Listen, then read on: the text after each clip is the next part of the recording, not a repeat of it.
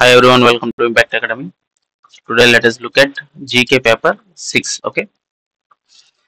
So ఈ GK అనేది ఏంటంటే ఆల్ ఎగ్జామ్స్ కి ఉపయోగపడుతుందండి. ఇట్స్ స్టాటిక్ పార్ట్ మేజర్ గా ఉంటుంది.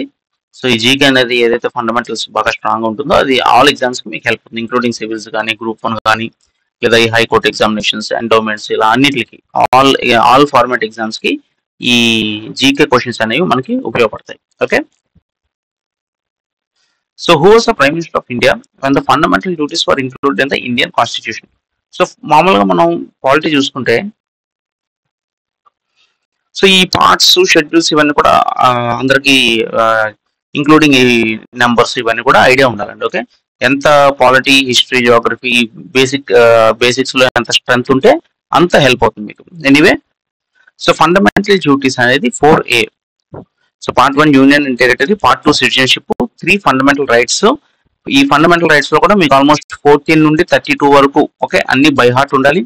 Direct principles of state policy కూడా ఈ 36 అంటే ఆల్మోస్ట్ 38 నుండి 51 వరకు అన్ని బై హార్ట్ ఉండాలండి. ఓకే. సో 4A అనేది ముందు లేదు, తర్వాత యాడ్ చేస్తారు ఫండమెంటల్ డ్యూటీస్. తర్వాత 7 అనేది రిమూవ్ చేశారండి. ఓకే. 6 తర్వాత మీకు 8 వస్తుంది, రిమూవ్ చేశారు. 9A municipalities, 9B cooperative societies అనేది 2011 లో ఓకే 97th అమెండ్మెంట్ యాక్ట్ 2011 లో కోఆపరేటివ్ సొసైటీస్ అనేది యాడ్ చేయడం జరిగింది. సో ఇవన్నీ కూడా మీరు చూసుకుంటే now there are total 25%. Okay. మామూలు ఇక్కడ చూసుకుంటే మీకు 22 వస్తుంది. ఆ sub parts AB, 14A tribunals ఇవన్నీ కూడా. సో ఇవన్నీ చూసుకుంటే 25 పార్ట్స్. దానిలో మీకు 4A అనేది fundamental duties. Okay. So schedules ఇవన్నీ కూడా చూసుకుంటే ఇంపార్టెంట్. తర్వాత ఫండమెంటల్ డ్యూటీస్ చూసుకుంటే సో ఇవన్నీ కూడా ఆర్టికల్స్ తర్వాత sources, fundamental rights, direct principles and fundamental duties. So ఈ ఫండమెంటల్ డ్యూటీస్ అనేవి కూడా మీకు ఫ్రీక్వెంట్ గా అడుగుతుంటారు. ఆల్మోస్ట్ అన్ని కూడా బై హార్ట్ ఉండాలి. So article 51A and it was added by the 86th constitutional amendment act 2002. ఏది ఈ పర్టికులర్ లాస్ట్ కే అనేది. ఈ మిగతావన్నీ కూడా okay 42nd constitutional act under Swaran Singh committee.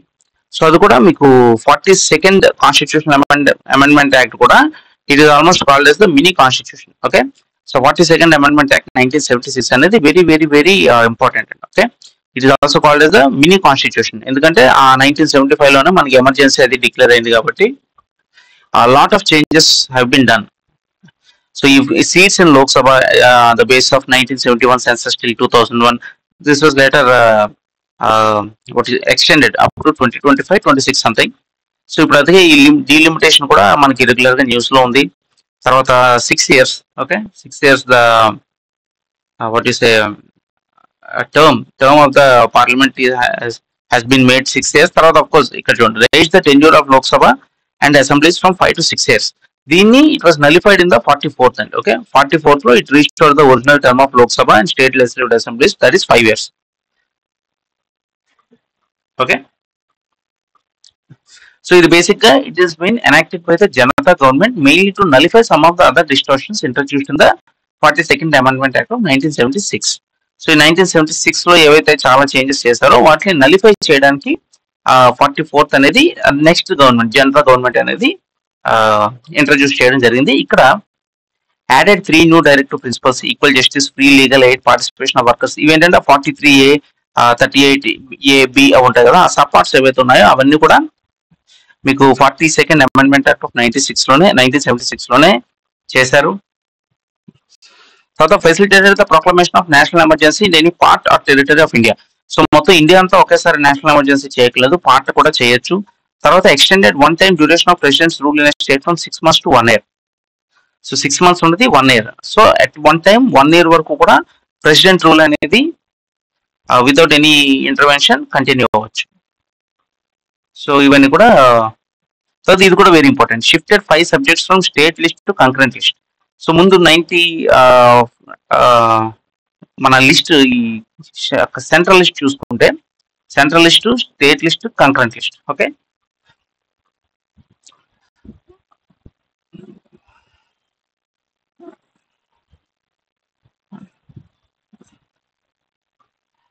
So ఇక్కడ మీరు చూసుకుంటే seventh schedule deals with the division of powers between the union and the states. ఈ షెడ్యూల్స్ కూడా మొత్తం ఇనిషియల్ గా 8 ఉండేవి, తర్వాత 12 వచ్చాయండి. తర్వాత this is through the first amendment act. Okay, 9th schedule. 10th schedule is 52nd amendment act 1985, also called as the anti defection law. 11th schedule అంతా కూడా పంచాయత్. ఓకే, 29 మ్యాటర్స్ ఉంటాయి. Deals with 73rd amendment act of 1992. 12th schedule contains about municipalities. It has 18 matters. Okay, ఇక్కడ 29, ఇక్కడ 18. This was through 74th amendment act of 1992. ఈ రెండు కూడా very important. ఈ 9th schedule లో it was added by first amendment of 1951 to protect the laws included in it from judicial scrutiny on the ground of violation of fundamental rights.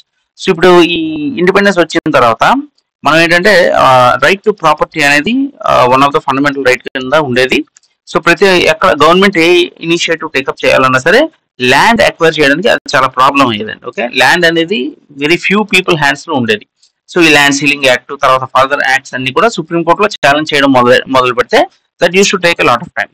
So అందుకే ఏం చేశారంటే 1973 వరకు okay all the laws included in the schedule after April 24, 1973 are open to judicial review. అంటే 1973 కంటే ముందు ఉన్నటువంటి laws, especially land ceiling acts ఇవన్నీ కూడా ఎవరు ఛాలెంజ్ చేయడానికి లేదు. అంటే గవర్నమెంట్ ఏదో యాక్టివిటీ చేయడానికి ల్యాండ్ అక్వైర్ చేస్తే దాన్ని ఎవరో ఒకటి ఛాలెంజ్ చేయడం, ఓకే, అది డీల్ అవ్వడం అనేది కామన్ అయిపోయింది. సో దట్స్ వై ఇనిషియల్ గా తీసుకున్నటువంటి యాక్ట్స్ అన్ని కూడా ఎవరు ఛాలెంజ్ చేయడానికి లేదు. దే ఆర్ బట్ ఆఫ్టర్ 73 వచ్చిన లాస్ మాత్రమే జ్యుడిషియల్ రివ్యూ కి ఎలిజిబుల్ ఉంటుంది అనమాట.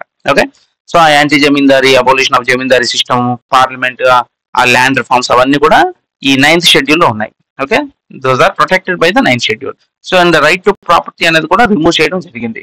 Okay, it is no longer a fundamental right, it is just a legal right under article 300A. And list 1, list 2, list 3 మనం చూసుకుంటే union list contains 100. Okay, originally 97. State list contains 61, originally 66. And the concurrent list contains 52, originally 47. So 47 ఉన్నది 52 అయింది. So ఆ 5 ఏంటంటే ఆ 5 subjects ఇక్కడ నుండి తీసుకొని ఈ స్టేట్ లిస్ట్ నుంచి తీసేసి కంకరెంట్ లిస్ట్ లో పెట్టారు. ఓకే, సో 66 ఉండేది 61 అయింది, 47 ఉండేది 52 అయింది. ఈ యూనియన్ లిస్ట్ అనేది 97 నుండి 100 అయింది. సో ఈ 5 సబ్జెక్ట్స్ ఏవైతే ఉన్నాయో those are also very very very important. Okay, ఈ 5 సబ్జెక్ట్స్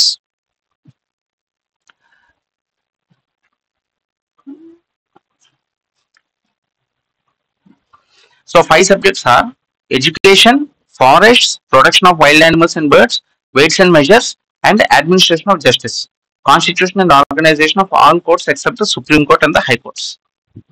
So ఇది మీరు అప్లై చేస్తే this requires a certain sense of uniformity and education. Education కూడా throughout India మీకు certain standard maintain చేయాలి. Forest, okay, protection of wild animals, birds, weights and measures ఇవన్నీ కూడా ఒక సర్టెన్ యూనిఫార్మిటీ అనేది మెయింటైన్ చేయాలి. సో స్టేట్ లిస్ట్ లో ఉంటే కొంచెం కష్టం అవుతుంది కాబట్టి so that has been shifted to the concurrent list. So concurrent list అంటే both state government and the central government can make laws. Okay, so దానివల్ల మీకు ఏంటంటే ఒక సర్టెన్ యూనిఫార్మిటీ వస్తుంది. సో ఈ 5 సబ్జెక్ట్స్ కూడా వెరీ ఇంపార్టెంట్ అండి. Education, forest, protection of wild animals and birds, weights and measures, administration of justice, constitution and organization of all courts except Supreme Court and the High Court. Okay, so ఇవన్నీ కూడా జరిగాయి. And it gave effect to the Swaran Singh committee recommendations. అంటే ఈ Swaran Singh committee recommendations తోటే మీకు fundamental duties అనేది వచ్చింది. So added fundamental duties by the citizens. Okay, part 4A. So fundamental rights కాదు, ఫండమెంటల్ డ్యూటీస్ కూడా ఉండాలి. ఈ ఫండమెంటల్ డ్యూటీస్ అనే concept has been borrowed from the Soviet Union constitution. Okay, అది కూడా ఏ aspect of constitution okay has been borrowed from which particular country అనేది కూడా మనకి ఫ్రీక్వెంట్ గా అడుగుతుంటారు. సో ఫండమెంటల్ రైట్స్ అనేది యునైటెడ్ స్టేట్స్ అయితే, ఫండమెంటల్ డ్యూటీస్ అనేది USSR. Okay, Soviet union. తర్వాత added 3 words socialist, secular, integrity in the preamble. So socialist, secular, integrity అనేది ముందు ఉండేది కాదు. It has been added to the preamble and the preamble has been amended only once అండి. Okay, ఈ 42nd amendment act of 1976 మాత్రమే preamble అనేది amend అయింది. అది కూడా ఫ్రీక్వెంట్ గా అడుగుతుంటారు question, how many times has the preamble been amended? Only once. Okay, 1976 లో ఈ 3 కూడా యాడ్ చేశారు. సో 1975-76 ఎమర్జెన్సీ అని చెప్పుకున్నాం కదా. సో ఆబ్వియస్లీ ఆ టైంలో ఎవరు who was the prime minister అంటే ఇందిరాగాంధీ గారు అయి ఉండాలి. Okay, let us see. So obviously Indira Gandhi గారు. Inclusion of fundamental duties 42nd Amendment Act of 1976 added 10 fundamental duties. Okay, so మళ్ళీ అది కూడా చూసాం మనం. 10 ఫండమెంటల్ డ్యూటీస్ ముందు ఉండేవి, అది స్వరణ్ సింగ్ కమిటీ ఇచ్చిన రికమెండేషన్ బేస్ మీద ఇవన్నీ కూడా క్వశ్చన్స్ అడుగుతారండి. విచ్ కమిటీ అంటే Swaran Singh committee. 10 fundamental duties ఉండేవి. తర్వాత నెక్స్ట్ లాస్ట్ ఫండమెంటల్ డ్యూటీ అనేది మనం చూస్తాం ఎక్కడ యాడ్ అయిందో. Okay, so last fundamental duty అనేది తర్వాత యాడ్ అయింది. Okay, this duty was added by the 86th Constitutional Amendment Act of 2002. 86th. Okay, and to provide opportunities for education to his child or ward between the age of 6 and 14 years. So this is almost మనకి right to education amendment ఏదైతే ఉందో,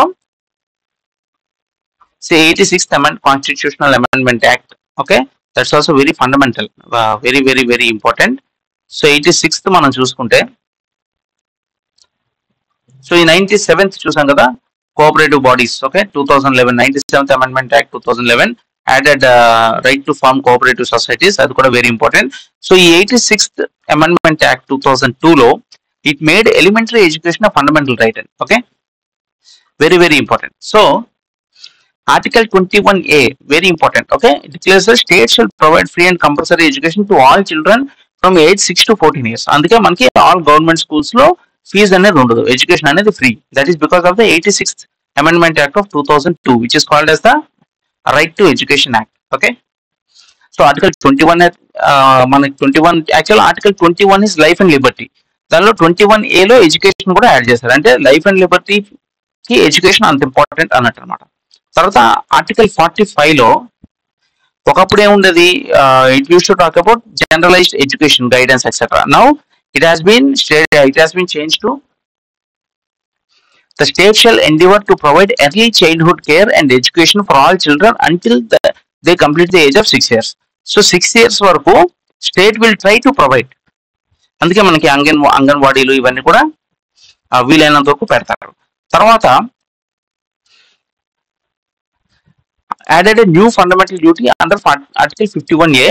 So 51A అంటే fundamental duties లో last కే కదా చూసాం. Okay, it shall be the duty of every citizen of India who is a parent or guardian to provide opportunities for education to his child or ward between age 6 and 14. So మీరు observe చేస్తే Article 21A లో 6 years to 14 years compulsory state provide చేస్తుంది. So అందుకు Article 51 లో ఏం చెప్తున్నారంటే 6 to 14 మేము provide చేస్తాము before 6. Okay, so 6 to 14 we will provide education, and it is the duty of the parent or the guardian to provide the opportunity for education to his child. So the state will provide, and it is the responsibility of the guardian to see that his child is educated. Okay, తర్వాత Article 45 లోన మనకి up to 6 years వరకు childhood care ఇవ్వాలి అనే ఉంది. But this is in direct to principles. So direct to principles of state పాలసీలు ఉంటే it cannot be legally administrate. Okay, so fundamental rights are legally enforceable. Okay, but directive principles are not legally enforceable, they are just directives. Anyway, all these are very important points, fundamental points. And ఇంతకు మించి depth లోకి వెళ్ళాల్సిన అవసరం కూడా ఉండకపోవచ్చు. But all that which we discuss till now is very important. వాటి మీద frequent గా క్వశ్చన్స్ అడుగుతుంటారు. ఓకే, సో ఆ టైంకి ఉన్నది ఇందిరా గాంధీ గారు. సో 42nd Amendment Act 1976 లో Swaran Singh committee recommendations base మీద 10 ఫండమెంటల్ డ్యూటీస్ యాడ్ చేశారు. ఓకే, పార్ట్ 4A లో ఉంటుంది. 86th Amendment Act లో 11th యాడ్ చేశారు. 86th Amendment Act 2002. మొన్న రీసెంట్ గా ఉన్న గ్రూప్ 2 లో కూడా ఇది అడిగాడండి. Okay, 86th Amendment Act the year అడిగాడు, 2001, 2002 ఎక్సెట్రా. ఓకే, సో అడుగుతూనే ఉంటాడు, ఇవి కంటిన్యూస్ గా అడుగుతూనే ఉంటాడు, very very important. And 11th fundamental duty అనేది యాడ్ చేశారు, and which talks about providing opportunities to your children to provide education from 6 to 14 years. Okay, government ఇచ్చే ఎడ్యుకేషన్ ని మీరు అందుకోవాలి అన్నట్టు చెప్పడం. So Kalbelia is a famous folk dance of which Indian state. So మామూలుగా మనం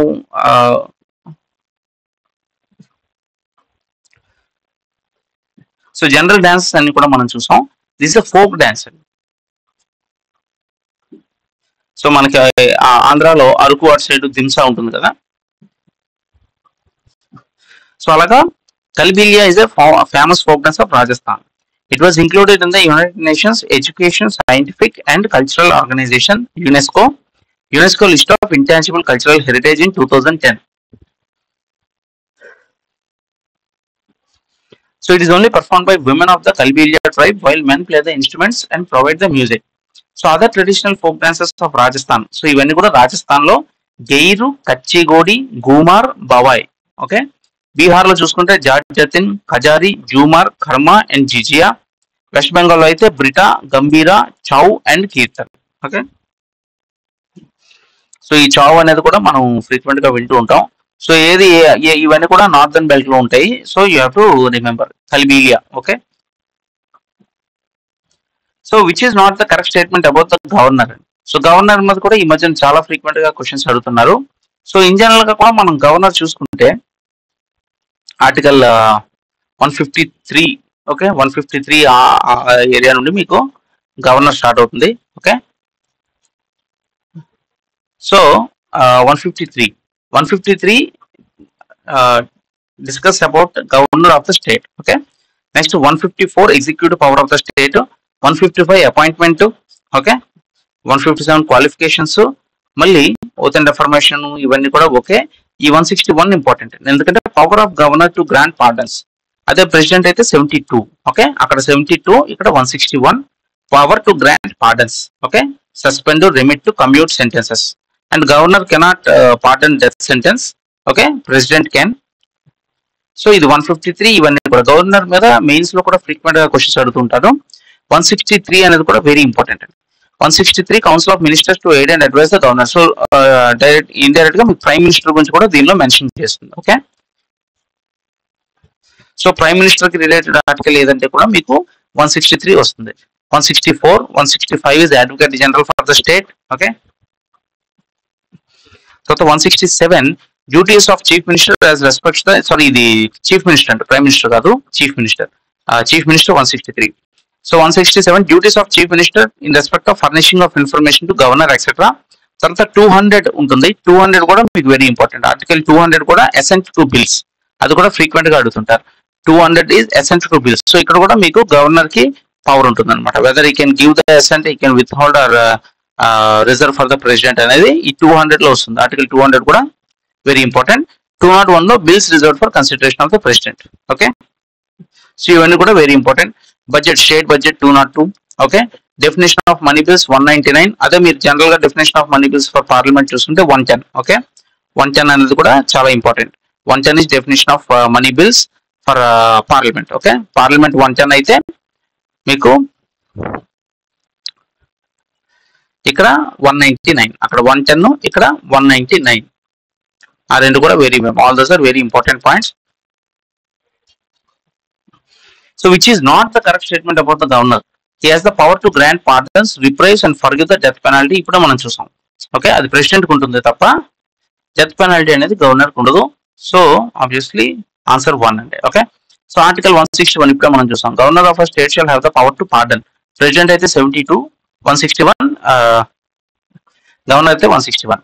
So you will have the power to pardon, remit or suspend or commute the sentence of any person convicted of any offence against any law relating to such matter.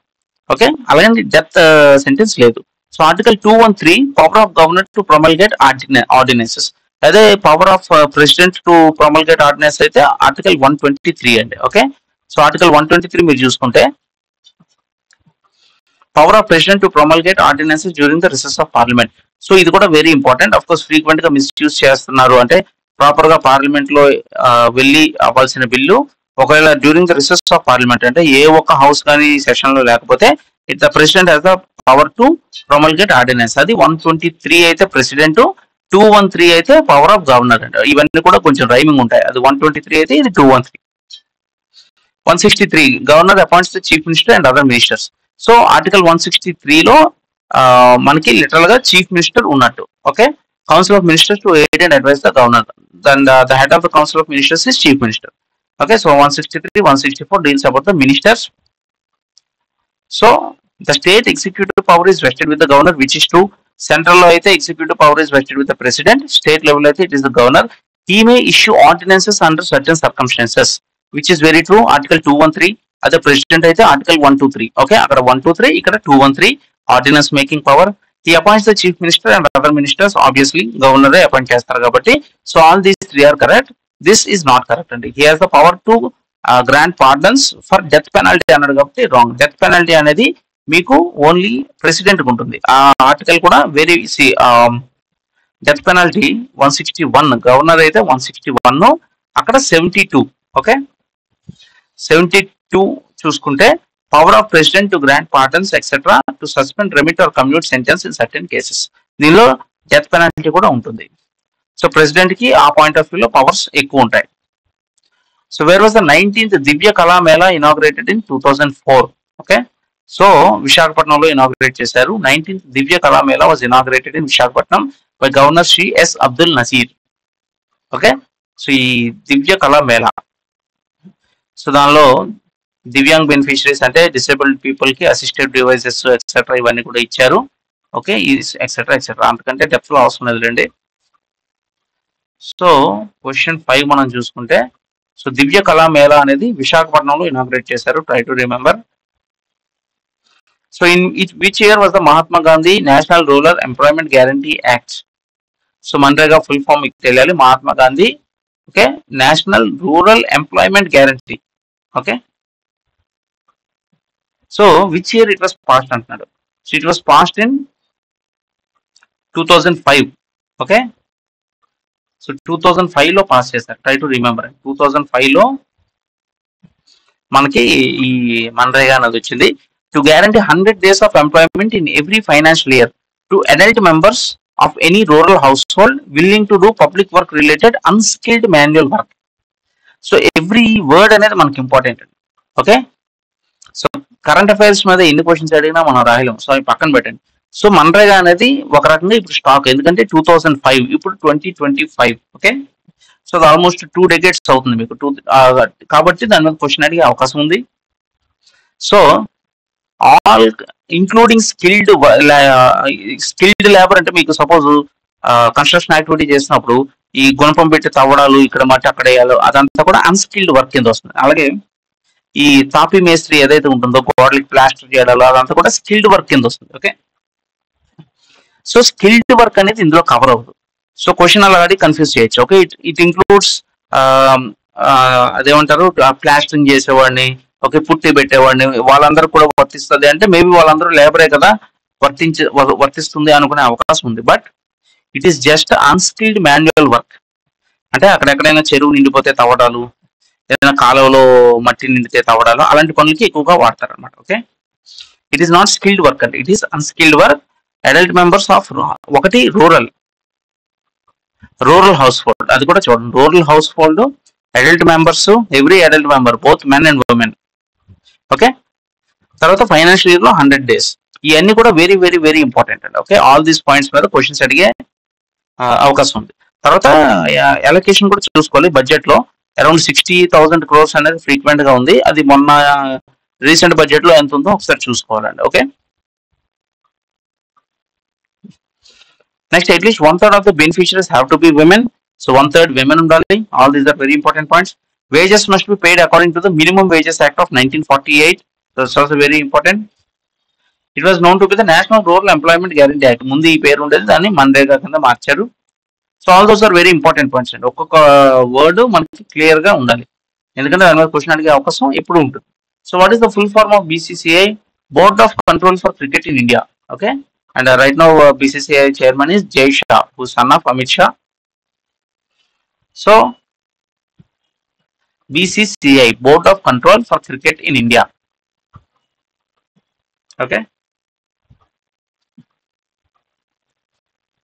so what is the SI unit of capacitance? So general science point of view lo manam chusukunte SI unit of capacitance is Faraday. Okay, SI unit of capacitance.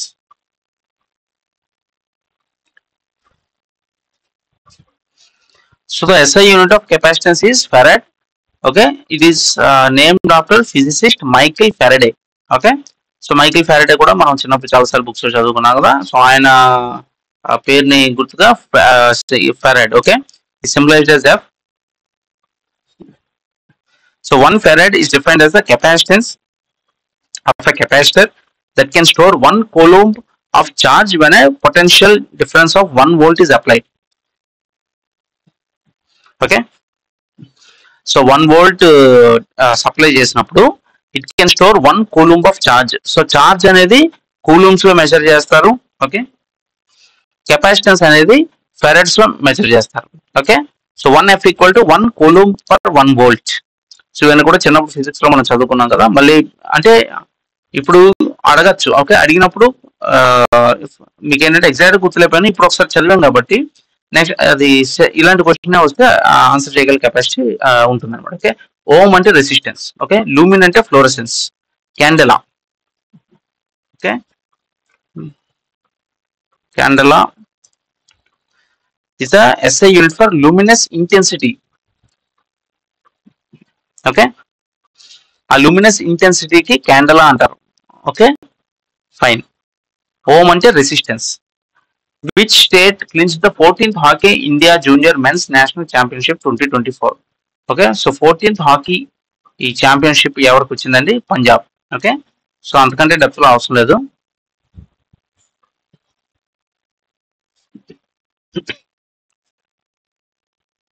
Okay, so Punjab.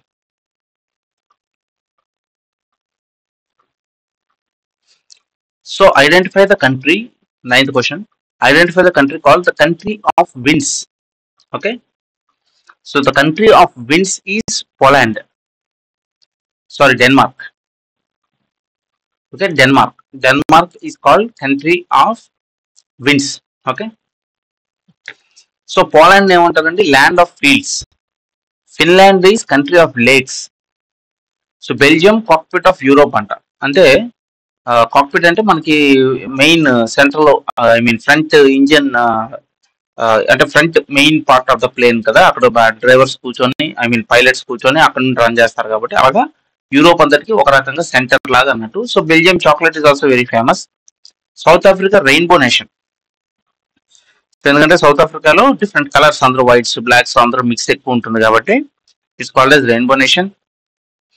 So Egyptian civilisation, all the Nile valley civilisation అన్నాం కదా అప్పుడు. So ఈ Nile river వల్లే మీకు Egypt అనేది civilisation start అయింది కాబట్టి gift of Nile river.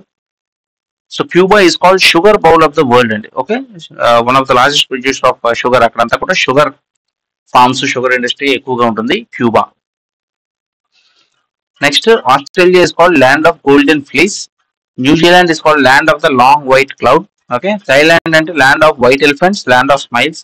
England is the land of hope and glory. Switzerland అంటే playground of Europe, land of milk and honey. Anyway ఇవన్నీ కూడా రఫ్ గా గుర్తుపెట్టుకోండి. So Denmark. Okay, so country of winds అంటే మనకి Denmark.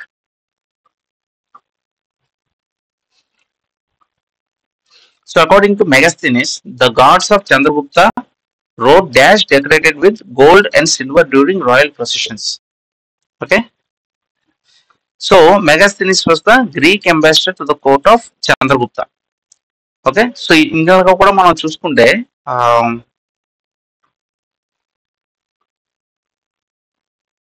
So వేది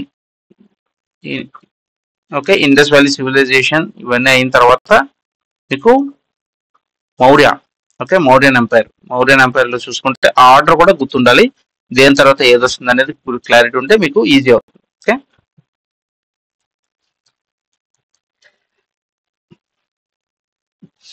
so Mauryan empire.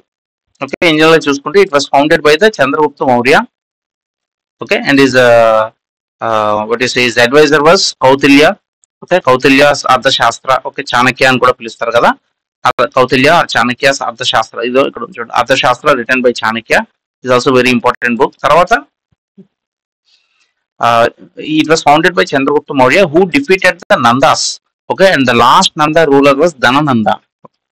Okay, so అప్పుడు Magadha empire ఉండేది. మగధ ఎంపైర్ లో లాస్ట్ సబ్ పార్ట్స్ ఉంటాయి. ఫస్ట్ మీకు ఏంటంటే బింబిసార అవన్నీ కూడా ఫస్ట్ లో వస్తాయి. తర్వాత మీకు లాస్ట్ కి వచ్చేసరికి Dhanananda. Okay, Dhanananda was the emperor of India at the period where Alexander tried to reach India.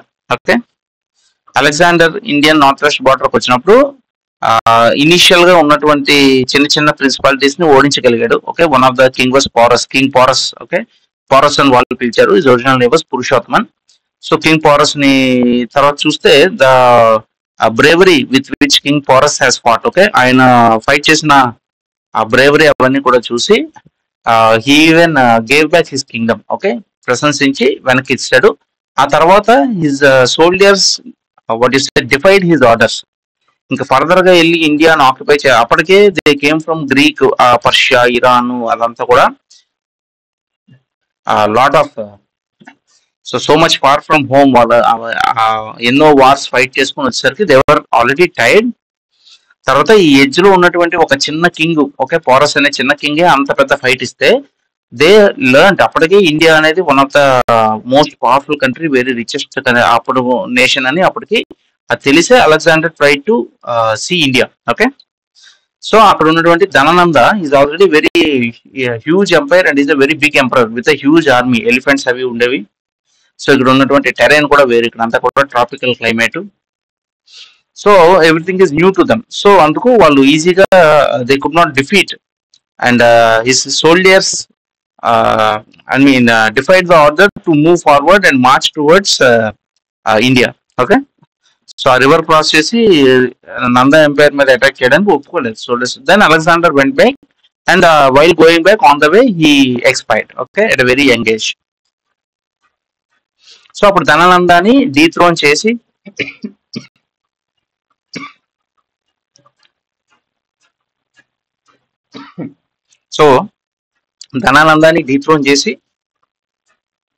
King అయింది Chandragupta Maurya with the help of Chanakya. And so Chandragupta was referred to as Sandrocottus in Greek records. So ఇది కూడా frequent గా అడుగుతుంటారండి. Okay, చంద్రగుప్తాని వాళ్ళు అంటే Greek governor Seleucus Nicator.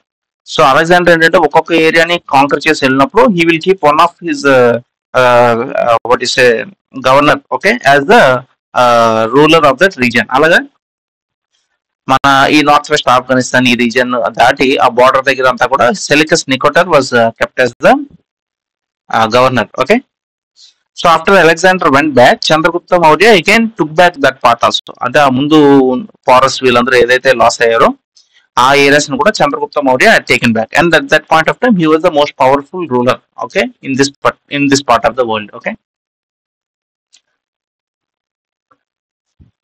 So sources of Mauryan history చూస్తే writings of Megasthenes. So Megasthenes was the Greek diplomat of Seleucus Nicator in the court of Chandragupta. Okay, so ఆయన రాసిన బుక్ ఇండికా. ఓకే, అలాగే Seleucus Nicator's daughter Helen, okay, was married to Chandragupta Maurya.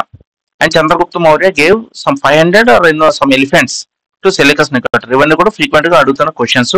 And books like Vishakha Datta's Mudra Rakshasa which narrates the story of ascent of Chandragupta Maurya and defeat of Nandas. So ఈ విశాఖ దత్తాస్ ముద్ర రాక్షస అనేది తర్వాత later on period లో గుప్తా మనకి మౌర్యస్ అయిన తర్వాత పోస్ట్ మౌర్య పీరియడ్ అని ఉంటుంది. ఆ పోస్ట్ మౌర్య తర్వాత మళ్ళీ గుప్తా పీరియడ్ వస్తుంది. సో గుప్తా పీరియడ్ అంటే 4th to 6th century వస్తుంది. అప్పుడు రాసిన విశాఖదత్త అనే అతను రాసిన ముద్ర రాక్షస, ఓకే, దానిలోన చంద్రగుప్త మౌర్య ఎలాగైతే చాణక్య హెల్ప్ తోటి నందాస్ ని డిఫీట్ చేశాడో అవన్నీ కూడా మనకి ఆ బుక్ లో రాశారు. So about the social conditions of the Mauryan empire చెప్పే బుక్ ఏది అంటే విశాఖదత్తాస్ ముద్ర రాక్షస. ఓకే, సో ఇవన్నీ కూడా important points, very very important points. Anyway ఇక్కడ మనం క్వశ్చన్ చూసుకుంటే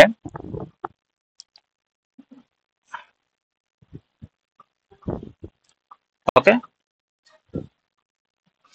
so according to Megasthenes, the gods of Chandragupta rode elephants decorated with gold and silver during royal processions. So elephants అనేది speciality అండి అప్పటికి. One of the reason for supremacy of the Magadha empire కూడా మనం చూసుకుంటే ఒకటి invention of iron. Okay, so అప్పుడు ఆ 6th century ఆ పీరియడ్ లోనే ఇన్వెన్షన్ ఆఫ్ ఐరన్ అనేది జరిగిందండి. ఓకే, ఐరన్ ఇన్వెన్షన్ వల్ల మనకి అగ్రికల్చర్ అనేది బాగా డెవలప్ అయింది, మంచి మంచి వెపన్స్ అని డెవలప్ అవడం వల్ల మగధ ఎంపైర్ అనేది అంటే అప్పుడు ఉన్నటువంటి చిన్న చిన్న ప్రిన్సిపాలిటీస్ నుండి ఒక లార్జ్ ఎంపైర్ అనేది ఫార్మ్ అవడానికి రీజన్స్ గా ఇవన్నీ కూడా చెప్పుకుంటాం. ఓకే, మగధ ఎంపైర్, వాళ్ళ ambitious rulers, unorthodox nature of society, తర్వాత మేజర్ జోగ్రఫికల్ లొకేషన్ కూడా చెప్పుకుంటాం, surrounded by hills and lakes అవన్నీ కూడా. And one of the major is invention of iron.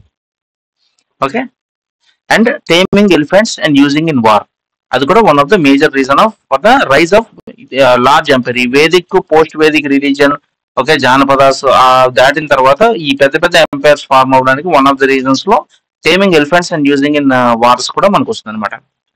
So so మెగాస్థెనిస్ ఇండికాలో రాసిన దానిలో he wrote, okay, is called the father of Indian history, ambassador of Seleucus I to the court of Chandragupta Maurya and Patliputra, currently Bihar side, Patna side వస్తుంది. In Indica, India is depicted as a quadrilateral shaped country bordered on the southern and eastern sides by the ocean. So the Indus River constitutes the country's western and northwestern borders. Slavery was prohibited and India's population was split into 7 endogamous and hereditary castes. Okay, so Megasthenes observed that slavery was prohibited. Slavery అనేది మనకు అప్పుడు లేదు. Okay, so remember all those points అండి. So what is used for manufacturing synthetic fibers, synthetic rubber, plastics, dyestuffs, drugs and pharmaceuticals? Okay, let us see. It is 3. So natural gas. So natural gas is used for manufacturing synthetic fibers, synthetic rubber, plastics, dyes, drugs, pharmaceuticals. Okay, try to keep that in mind. Who was the chairman of the House Committee of the Constituent Assembly of India? Okay, House Committee. ఈ different committees అనేవి మనకు ఉంటాయండి. ఆ committees అన్ని కూడా మనకి very important.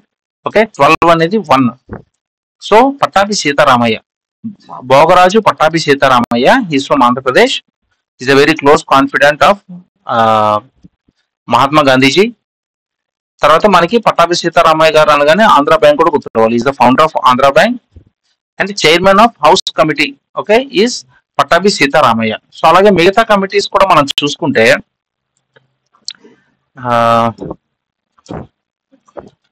Chairman of various committees. Okay, ఇవి కూడా మనకి వెరీ ఫ్రీక్వెంట్ గా అడుగుతూ ఉంటారు అనమాట. Okay,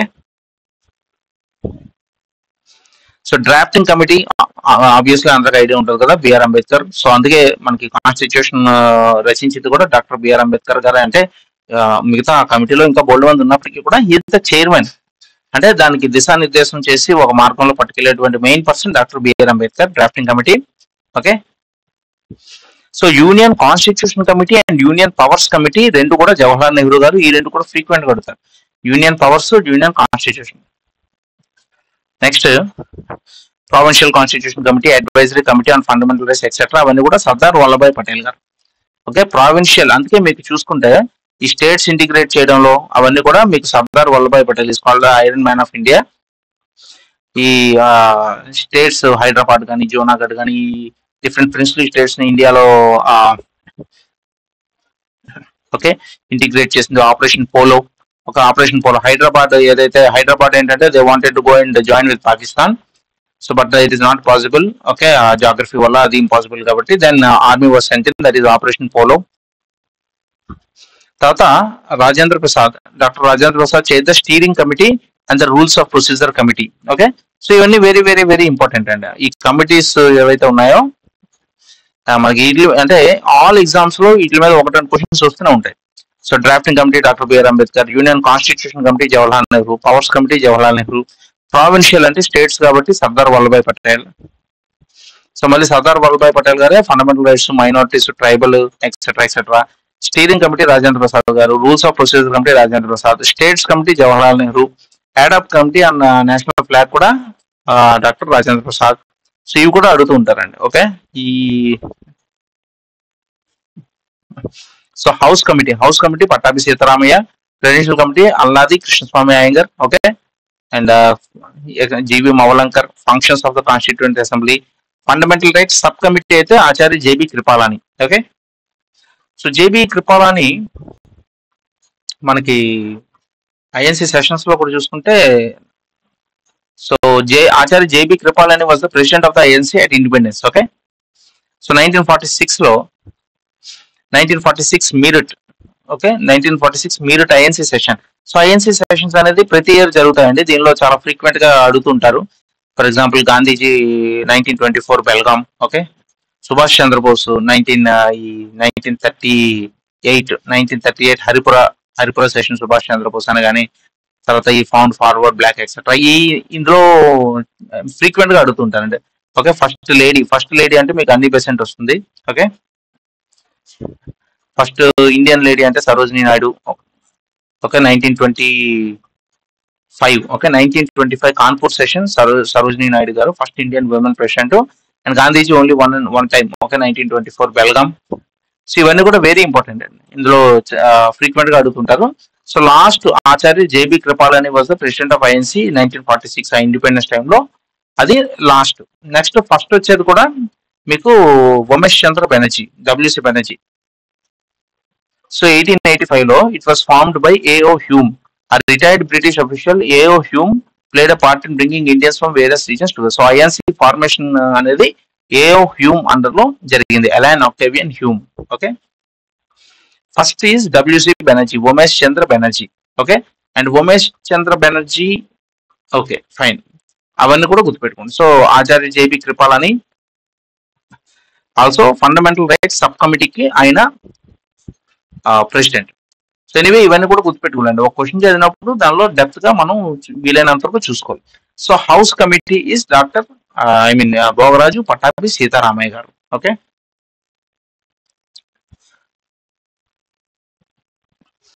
so apart from the cash reserve ratio, banks are also required to keep some reserves in liquid form in the short term.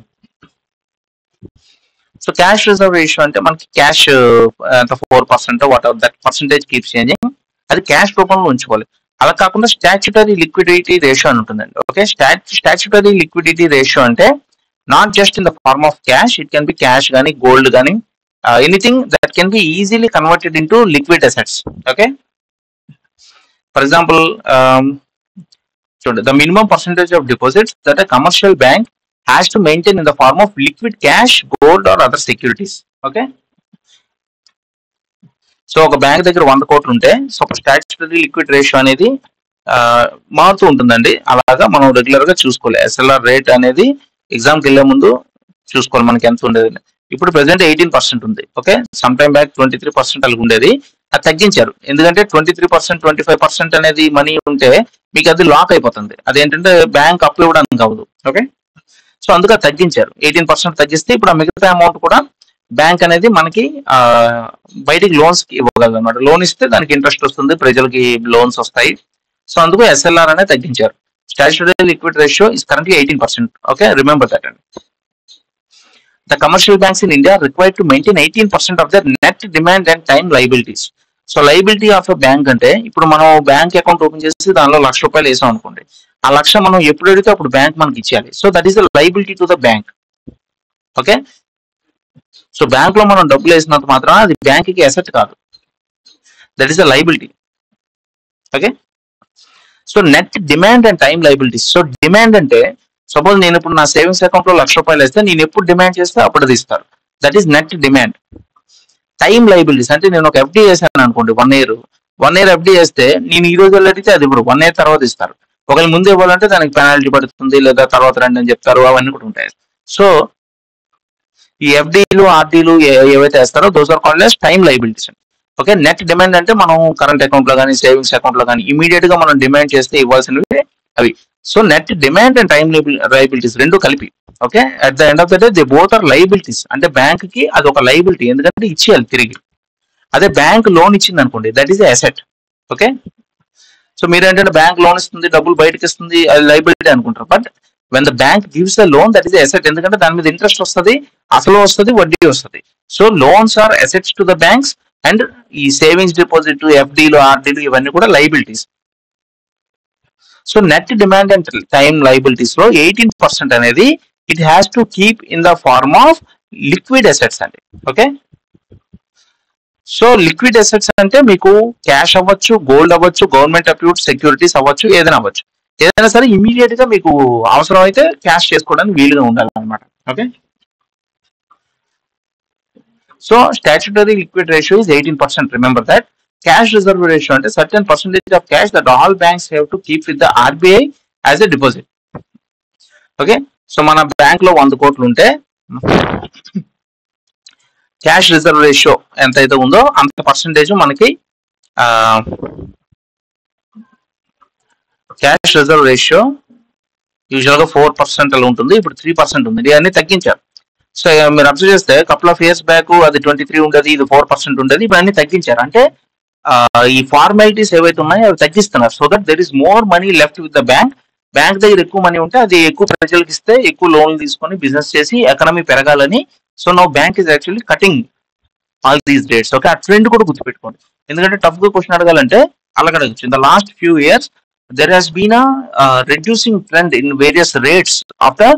ఇవన్నీ కూడా monetary policy. Okay, monetary policy కింద వస్తాయి ఇవన్నీ కూడా. ఫిజికల్ పాలసీ అంటే మీకు బడ్జెట్ ఎంత, దానిలో రెవెన్యూ ఎంత, ఎక్స్పెండిచర్ ఎంత, అదంతా ఫైనాన్స్ మినిస్టర్ ఫిజికల్ పాలసీ. ఈ cash reserve ratio, SLR, okay, repo rate, reverse repo rate, ఇవన్నీ కూడా they are part of monetary policy. Okay, so that is in the hands of RBI, reserve bank. Monetary policy అంటే monetary policy committee ఉంటుంది bi monthly. Okay, monthly 2 times వస్తుందండి. 2 times monthly 2 times ఈ rates అనేవి మనకి announce చేస్తారు. సో banks అందరూ కూడా ఈ రేట్స్ ఫాలో అవ్వాలి. So cash reserve ratio is 3%. తర్వాత ఇంకా రెగ్యులర్ గా మనం చూసుకోవాల్సింది repo rate. Repo rate, so repo rate is 5.5% అండి. సో రెపో రేట్ అంటే the rate at which commercial banks borrow money from the central bank of a country. So మన RBI దగ్గర నుండి మన బ్యాంక్, సపోజ్ మన బ్యాంక్ కి money requirement ఉంది, suppose 100 కోట్లు తీసుకోవాలి. ఓకే, సో ఆర్బీఐ దగ్గరికి వెళ్ళి 100 కోట్లు తీసుకుంటే it has to pay an interest of 5% అండి. Okay, that is repo rate. ఇప్పుడున్న రేటు 5.5%. ట్రై టు రిమెంబర్, అది that is repo rate. Reverse repo rate అంటే the rate at which the reserve bank borrows from the commercial banks. Okay, okay, the rate at which the central bank of a country borrows money from commercial banks within the country. So ఇప్పుడు reserve bank ఏంటంటే inflation బాగా ఎక్కువ అవుతుంది, అంటే market లో money అనేది ఎక్కువగా ఉంది. సో ఇన్ఫ్లేషన్ ఎక్కువ అవుతుంది. సో ఇన్ఫ్లేషన్ కంట్రోల్ చేయాలంటే ఇమీడియట్ గా ఏం చేస్తుందంటే కమర్షియల్ బ్యాంక్స్ దగ్గర మనీ అనేది తగ్గించడానికి ట్రై చేస్తుంది. సో తగ్గించాలంటే it will borrow. So it will borrow at the rate of 3.35% అండి. ఓకే,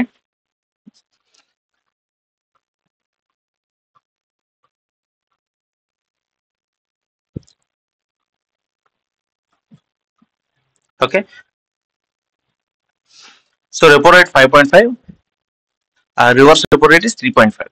సో ఒకప్పుడు ఈ రెండింటికి ఓన్లీ 1% తేడా ఉండేది, but now it has increased. Anyway, try to remember all these things and. Okay, 3.35, 5.5, cash reserve ratio is 3%, SLR is 18%. Okay, అవన్నీ కూడా మనకి అడుగుతూ ఉంటారు. Next,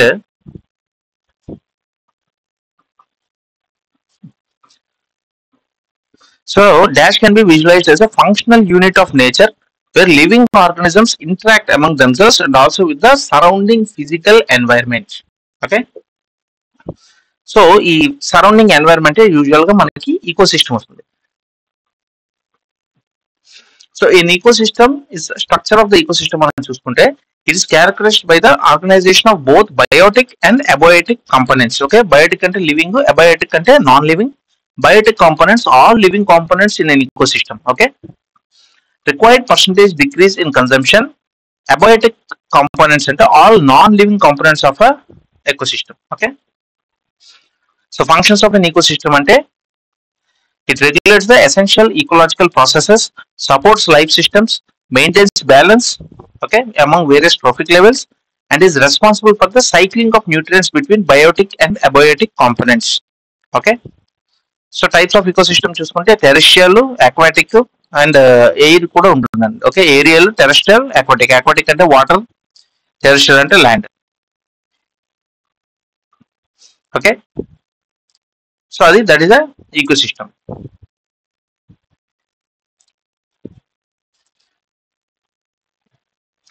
so which of the following festival celebrates the harvest season in August, September?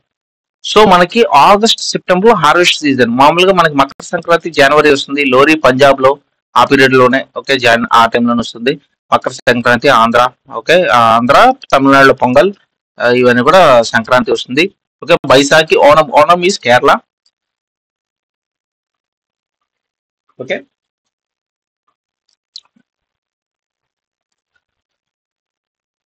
Okay, so across Kerala and is celebrated to honor the homecoming of Asura king Mahabali. It is celebrated during the month of Chingam, the first month in the Malayalam calendar, Kollavarsham. 10-day harvest festival begins on Atham, which is the first day of Onam, and concludes on Tiruvonam, last day. 10 days లో first day అదం, last Thiruvonam. So ఇదంతా కూడా మనకి కేరళలో జరుగుతుందండి. కేరళలో మనకి a period లో జరుగుతుంది? ఆగస్ట్, సెప్టెంబర్ ఆ టైంలో జరుగుతుంది. ఓకే, సో మనకి మిగతా రెస్ట్ ఆఫ్ ద ఇండియాలో జాన్ ఫిబ్ ఆ టైంలో మనకి హార్వెస్ట్ ఫెస్టివల్ వస్తే అది సౌత్ వెస్ట్ మాన్సూన్ వల్ల. ఈ నార్త్ ఈస్ట్ మాన్సూన్స్ వల్ల ఏంటంటే మీకు Tamil Nadu, southern part of Andhra Pradesh, parts of కేరళలో మీకు నార్త్ ఈస్ట్ మాన్సూన్ లో మీకు ఎక్కువ వస్తుంది అనమాట harvest. Okay,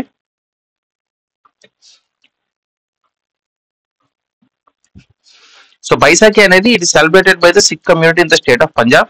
Lohri is celebrated. So Lohri అనేది మనకి సంక్రాంతి లాగే పంజాబ్ లో వింటర్ పీరియడ్ లో మనకి జనవరి, ఫిబ్రవరి ఆ టైంలో లోహ్రీ అనేది ఫెస్టివల్ ని సెలబ్రేట్ చేసుకుంటారు పంజాబ్ లో.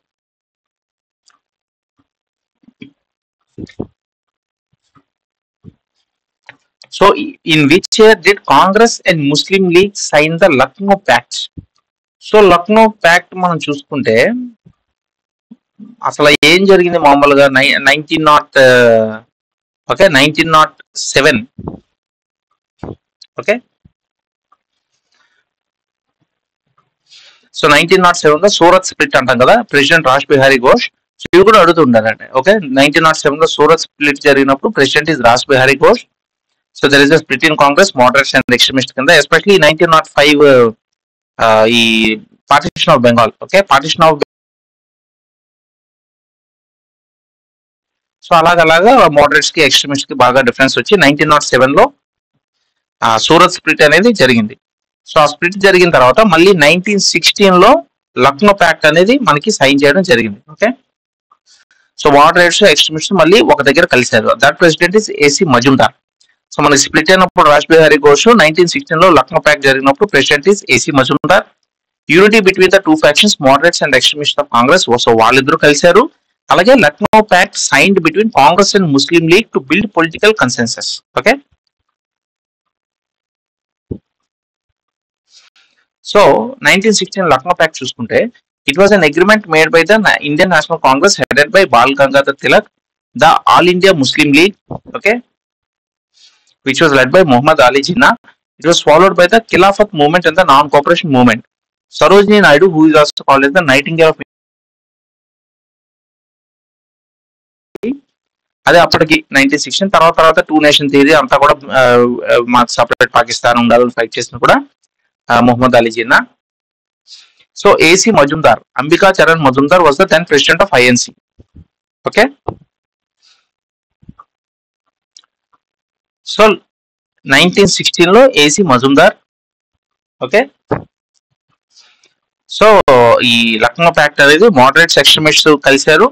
బిట్వీన్ కాంగ్రెస్ అండ్ ముస్లిం లీగ్ కూడా జరిగింది. సో ఇదంతా కూడా 1916 లో జరిగింది. Okay, try to remember that. So in which year did Congress and Muslim League sign the Lucknow pact? It is in 1916 అండి. Very very very basic. Which of the following is not a sedimentary type of rock?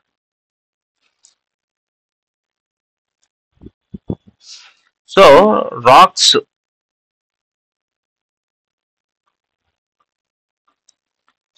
మనం చూసుకుంటే, so classification of racks మనం చూసుకుంటే ఒకటి sedimentary, ఒకటి igneous and ఒకటి metamorphic. So sedimentary, okay, sedimentary అంటే forms from sediment compaction crumbly layered. So ఒకదాని మీద అలా లేయర్ సెడిమెంట్ ఫార్మ్ అవడం వల్ల మనకి ఫార్మ్ అవుతుంది. దానిలో clastic, okay, compacted broken rocks, example sandstone, limestone, coal. Okay, so ఇవన్నీ కూడా sedimentary rock. They are layered అంటే సెడిమెంట్ ఒకదాని మీద అలా లేయర్స్ గా ఫార్మ్ అవుతుంది కాబట్టి లేయర్స్ ఉంటాయి. మళ్ళీ క్రంబుల్ గా ఉంటుంది, అంత స్ట్రాంగ్ గా ఉండదు. Igneous rocks. ఓకే, సో ఈ సెడిమెంటరీలో మీరు చూస్తే చూడండి, ఫస్ట్ ఈ లేయర్ అలా లేయర్ బై లేయర్ ఫార్మ్ అయినట్టు మనకు తెలుస్తుంది అనమాట. నెక్స్ట్ ఇగ్నియస్ రాక్స్ అంటే forms from magma or lava solidification. It is very hard and there are no layers. So మనకి ఈ గ్రానైట్, ఓకే, మనం వాడే గ్రానైట్ స్ట్రాంగ్ గా ఉంటుంది కదా, it's all basically magma. So ఒక వాల్కానిక్ ఎరప్షన్ నుంచి వచ్చిన మ్యాగ్మా కూల్ అయిన తర్వాత ఫార్మ్ అయిన stones igneous. They are intrusive.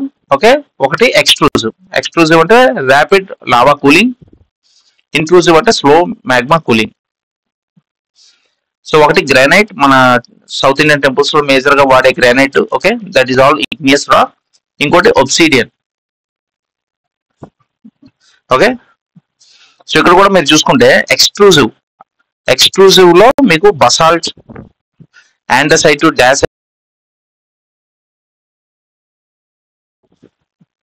గెబ్రో, diorite, okay, granite, granodiorite etcetera, ఇవన్నీ కూడా దే ఆర్ ఇగ్నియస్ రాక్స్. సెడిమెంటరీలో కూడా క్లాస్టిక్ చూసుకుంటే conglomerate, breccia, sandstone, siltstone, mudstone, shale, ఇవన్నీ కూడా క్లాస్టిక్ రాక్స్. సో కెమికల్ అంటే limestone, okay, dolostone, evaporites etcetera. ఈ biologic or organic అంటే కోల్ అండ్ చర్చ్, ఈ నల్లగా ఏవైతుంటాయి అవి. ఇంకోటి మెటమార్ఫిక్. సో మెటమార్ఫిక్ అంటే it forms by transformation of other rocks. Okay, so ఇప్పుడు సెడిమెంటరీ రాక్ ఏదైతే సాఫ్ట్ గా ఉంటుందో ఫార్మ్ అయిందో అది over a period of time అలాగా it might become into hard rock. Okay, so ఆ చేంజ్ మెటమార్ఫోసిస్, మనం మామూలుగా క్యాటర్పిల్లర్ కూడా బటర్ఫ్లై గా మారినప్పుడు మెటమార్ఫోసిస్ అంటూ ఉంటాం. ఓకే, సో ఆ చేంజ్ ఒక type, for example sedimentary rock అనేది ఇగ్నియస్ రాక్ కింద మారింది అనుకోండి over period of time. It is formed by transformation of other rocks. It is relatively hard, sedimentary కంటే hard, and may or may not have layers. So ఇంకా initial stages లో ఉంటే sedimentary లాగా layers ఉంటాయి, బాగా హార్డ్ అయిపోతే layers ఉండవు. Okay, so one important example of metamorphic is marble. So marble అనేది మీకు లేయర్స్ ఉండవు, అంత హార్డ్ అయిపోతుంది. అదే స్లేట్ తీసుకున్నారు అనుకోండి, slate is also very important type of rock, దానిలో మీకు ఇంకా లేయర్స్ కనబడతాయి. So this is the basic classification of rocks. So which of the following is not a sedimentary rock? మనం చూసాం. Okay, sandstone is sedimentary, granite is igneous rock. Okay, so loess shale ఇవన్నీ కూడా మనం చూసాం. Okay, shale is a sedimentary rock, తర్వాత sandstone is sedimentary, loess అవన్నీ కూడా ఇక్కడ వస్తాయి. Granite is a igneous rock.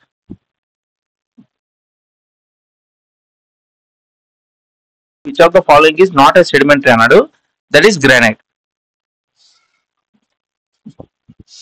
So types of rocks: igneous, sedimentary, metamorphic. Igneous అంటే formed from the cooling and solidification of molten rock. Okay, basically lava, magma. Okay, granite, gabbro, pegmatite, basalt అంటే ఏవైతే గట్టిగా ఉంటాయో tough ఇవన్నీ కూడా they are igneous rocks. So sedimentary అంటే formed by the accumulation or deposition of mineral or organic particles at Earth's surface. Sandstone, limestone, shale. Metamorphic అయితే formed when rock changes over a period of time due to lot of physical changes like pressure, heat, chemical activity, etc. So ఏదైనా reason వల్ల ఒక type of rock ఇంకో type rock గా మారినప్పుడు అప్పుడు మెటమార్ఫిక్స్. అంటే మనకి లైమ్ స్టోన్ ఏదైతే ఉందో తెల్లగా ఉంటుందో అది maybe over a period of thousands of years అలా ప్రెషర్ పడితే maybe that will become marble. Okay, so that is called as metamorphic. అందుకే గ్రానైట్ అనేది మనకి ఇగ్నియస్ రాక్స్ లో ఎక్కువ వస్తుందండి. సమ్ ఫార్మ్స్ ఆఫ్ గ్రానైట్, ఈ గ్రానైట్ ఇగ్నియస్ ఏదైతే ఉందో that is metamorphic. Quartzite and biotite, schist ఇవన్నీ కూడా metamorphic. Okay, very important. Sedimentary, metamorphic and igneous.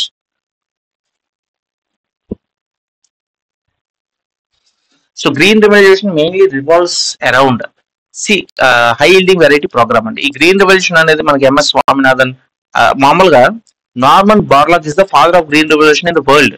Okay, he won the Nobel Peace Prize etc. So world లో Norman Borlaug అయితే మన ఇండియాలో it was M S Swaminathan. Okay, so అప్పుడు 1960s 70s లో మనకి సరిగ్గా పంట proper in spite of India being more than 95+% అంతా కూడా అగ్రికల్చర్ మీద డిపెండ్ అయినప్పటికీ కూడా ప్రాపర్ హై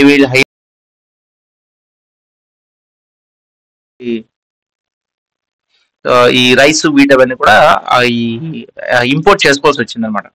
అప్పుడు using this green revolution, the fundamental concept of green revolution is high yielding varieties అండి. ఓకే, సో ఇనిషియల్ గా వీట్, తర్వాత రైస్ వచ్చింది. సో ఇనిషియల్ గా వీట్ వచ్చింది. The main concept is high yielding variety. Okay, So in India, it was mainly led by MS Swaminathan. It resulted in a great increase in production of food grains, especially wheat and rice. ఈ question కూడా first అడుగుతుంటారండి. Rice అనేది first start చేసినప్పుడు ఉండేది కాదు, first వీటే మనకి ఎక్కువ ఉండేది అనమాట. So initial crops of green revolution మనం చూసుకుంటే మీకు wheat, okay, the primary crops targeted during the initial phase of the green revolution for wheat and rice. Okay, rice కూడా అంటున్నాడు.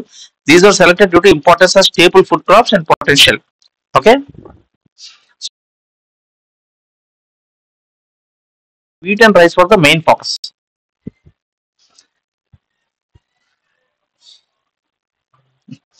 So green revolution major ga wheat varieties initially developed in Mexico. So in Mexico lo ekkuva jarigindi, later in regions like Punjab, Haryana, UP etc. అందుకే ఇప్పటికీ కూడా మనకి పంజాబ్ హర్యానాలో agriculture field లో rice production లో wheat production లో top లో ఉంటాయి. Okay,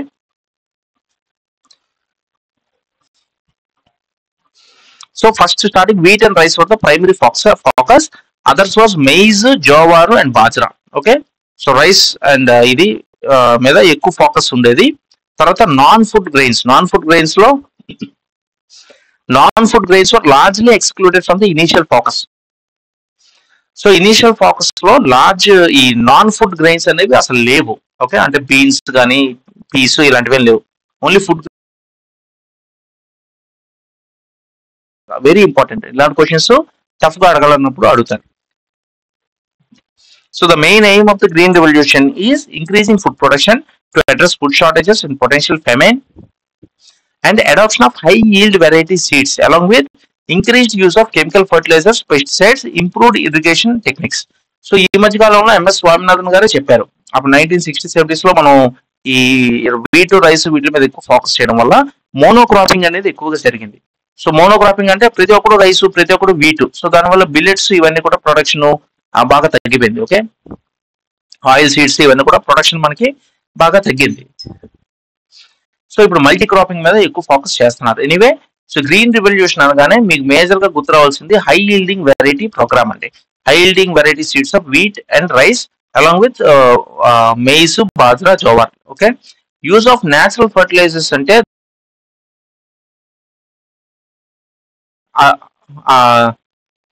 ZBNF. Okay, ZBNF point of వ్యూలో న్యాచురల్ ఫర్టిలైజర్స్. ఓకే, అది వస్తుంది అనమాట. సో ఈ గ్రీన్ రెవల్యూషన్ అనగానే మీకు ఫస్ట్ గుర్తు రావాల్సింది high yielding variety programme. Whole over the world అయితే నార్మన్ బోర్లాగ్, అది ఇండియాలో అయితే M S Swaminathan. Thiruvathira festival is mainly celebrated in which of these states? Thiruvathira, so మామూలుగా పేరు మనకి చూస్తే కేరళ, తమిళనాడు అటు సైడ్ సౌత్ ఇండియన్ ఫెస్టివల్ లాగే ఉంది. So it is Kerala. So Thiruvathira it's a cultural festival of Kerala. Kaikottikali is another name for the Tiruvadirukali dance form. Okay, it is a unique dance performed in Kerala on the auspicious day of Tiruvadira, the birthday of Lord Shiva. This dance form refers to the clapping of hands performed by dancers during the recital of Tiruvadirukali. It is December to January. Anyway, rough గా గుర్తుపెట్టుకుని తిరువదిర అనేది Kerala. So 5-year plans కూడా మనం one of first test paper లో detail గా చూసాం. So India's first 5-year plan was launched in obviously 1951. Okay, so 1947 లో మనకి ఇండిపెండెన్స్ వచ్చిన తర్వాత మనం కాన్స్టిట్యూషన్ అన్ని రాసుకున్నాక 1950లో కాన్స్టిట్యూషన్ అడాప్ట్ చేసుకున్నాక 1951 లో we followed the planning model of Soviet Union. Okay, Soviet Union Russia side ఉన్నటువంటి ఆ ప్లానింగ్ మోడల్ మనం కూడా వాడుకున్నాం. 1951 లో ఫస్ట్ 5-year ప్లాన్ అనేది జరిగింది. It is called as the Harrod Domar plan. Okay, it's called as the Harrod Domar plan. Second plan ని PC Mahalanobis plan అంటారు. Okay, fifth plan లో గరీబీ హఠా ఉంటుంది. అదే టైంలో మీకు bank nationalisation, focus on production, domestic production etcetera చూసాం. 8th ప్లాన్ కి వచ్చేసరికి ఎకనామీ ఓపెన్ అయిందండి. 1991 లో ఎకనామీ ఓపెన్ అయింది కదా. సో 8th ప్లాన్ అనేది ఎకనామీ ఓపెన్ అయింది. High growth rates 8%, more than 8% అవన్నీ కూడా చూసాం. 12th ప్లాన్ కి వచ్చేసరికి ఫాస్టర్. ఇక్కడ 11th ప్లాన్ కి వచ్చేసరికి సస్టైనబుల్ ఇంక్లూజివ్ గ్రోత్ అలా ఉంటుంది. 12th ప్లాన్ కి వచ్చేసరికి మోర్ ఫాస్టర్ మోర్ సస్టైనబుల్ అలా వస్తుంది అనమాట. ఓకే, సో ఎనీవే 2014 లో planning commission was replaced by NITI Aayog. Okay, so 12th plan అనేది సగంలోనే అయిపోయింది. సో 20 క్వశ్చన్స్ కవర్ చేసాం. So remaining 20 we can finish in the next session. Okay, thank you very much.